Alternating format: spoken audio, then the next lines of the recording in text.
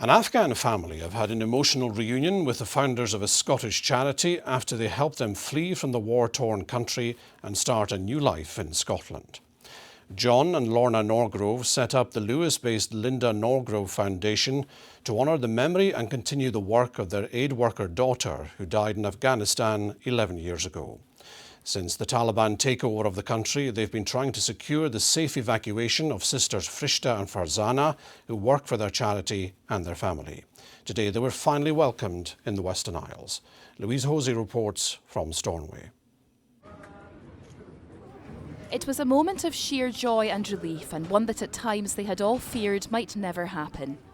Arriving in Stornoway today with their family, sisters Frishta and Farzana Mateen were reunited with the couple who they say have saved their lives.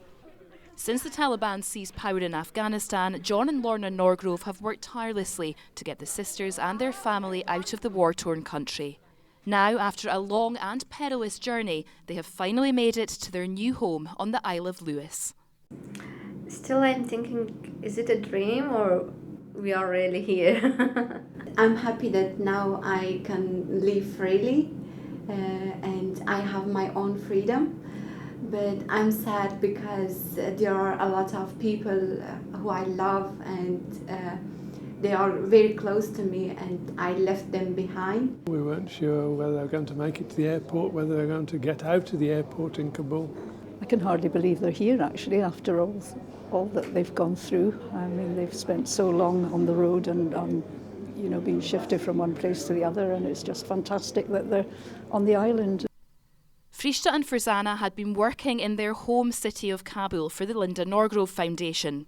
The charity was set up by the Norgroves in memory of their daughter Linda, an aid worker. The 36-year-old from the Western Isles was passionate about helping women and children. She was killed in Afghanistan during a failed rescue attempt after being kidnapped by the Taliban in 2010.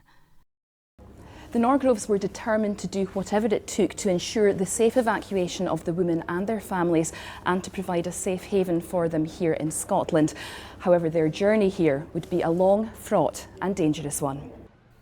The family made it to Kabul airport where thousands of desperate Afghans had descended but were caught up in the aftermath of a bomb attack there. A very loud sound of gunfiring for my baby, so I'm sorry. At that time he was 9 months old and for him it was very difficult. The whole 2 days and 2 nights I put my hand on his ear so that he may not afraid. I cannot believe that we passed those days and he passed those days and he's smiling right now. The family then came agonisingly close to getting on one of the rescue flights, but a last-minute security alert meant they were unable to board.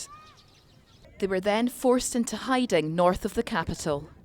But the Norgroves continued to push their plight, and finally, after help from an American charity and the Foreign Office, they were flown to Qatar before travelling on to Scotland.